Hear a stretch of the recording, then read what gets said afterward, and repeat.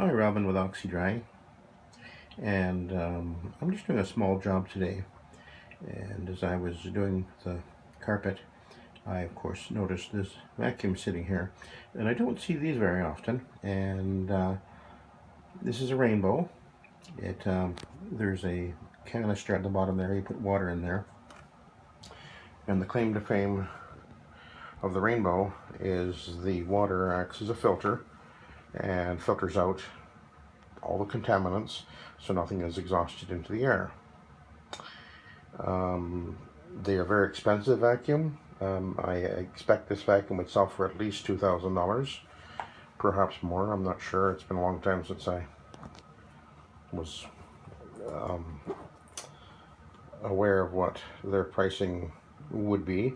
But I do have a bit of a history with these because in 1986 I started up a company in Victoria that was using the host dry powder system, and you need to have a decent vacuum, to extract the dry powder out of the carpet after you finish the job. And the choice at the time was, well, there was a couple of reasons why I ended up choosing, or we ended up choosing the rainbow, partly because my brother, whom I was in partners with at the time,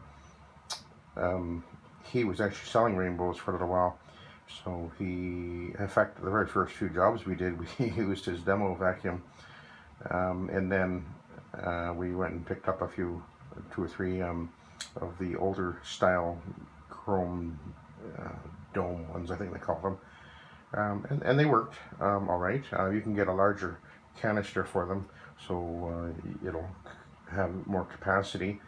I don't remember exactly how long we used them for, maybe a year. We did find that they were actually they worked all right, but they weren't great because they actually are not very good performing vacuums. They have very poor airflow, and even the suction isn't great on them. A lot of people think they're a wonderful machine, and I'm going to show you what I just vacuumed with my vacuum and show you what I picked up in a sec. But what we actually ended up doing is, I think within about a year or so, we realized that they just weren't working well enough, and I guess my brother came up with the idea, or maybe the vacuum store that we were getting things repaired at suggested that we take a built-in vacuum and we put it onto a dolly with a hose, and we used a built-in vacuum, and that worked pretty well. It was kind of impressive to walk in the door with this great big can on a dolly and hook up the hose to do your pre and post vacuuming and whatever. So that's how we did it way back then. That was, as I say, in 1986 when we began doing that.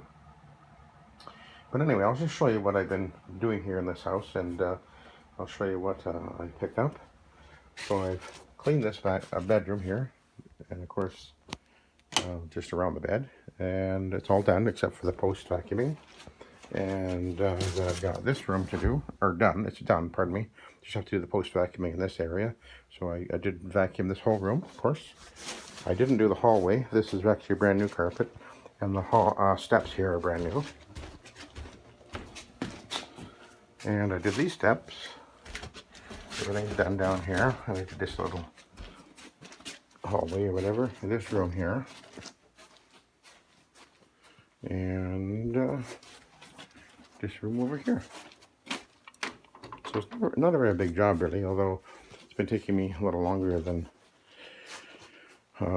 normal. I've actually moved everything, cleaned under it and put it back already. Just have to run the vacuum over these open areas now. And but she told me that she vacuums a lot. That's what she told me. It runs a daycare here, so she's trying to keep the place clean, and she really loves her rainbow vacuum.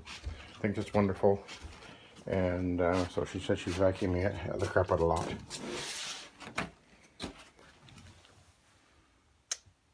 And that's what's getting left behind.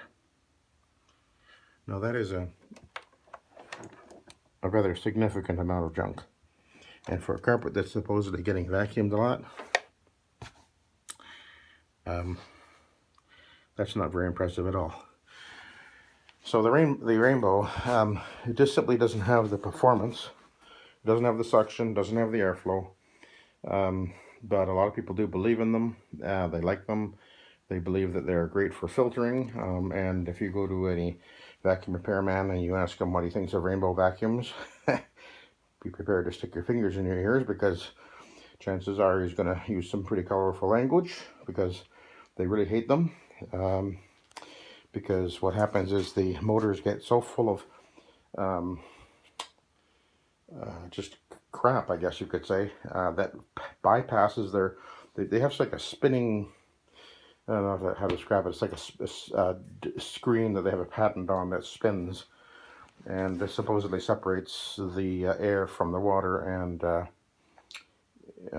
keeps everything supposedly from going into the exhaust and blowing into the air. But you have to ask any vacuum repair guy, and they'll they know that these rainbow vacuums do not filter like people think. And one of the things they will not do is they're very bad at vacuuming up drywall dust. As I understand, the drywall dust tends to just kind of go right through the filter, or it kind of bounces through the water, you could almost say.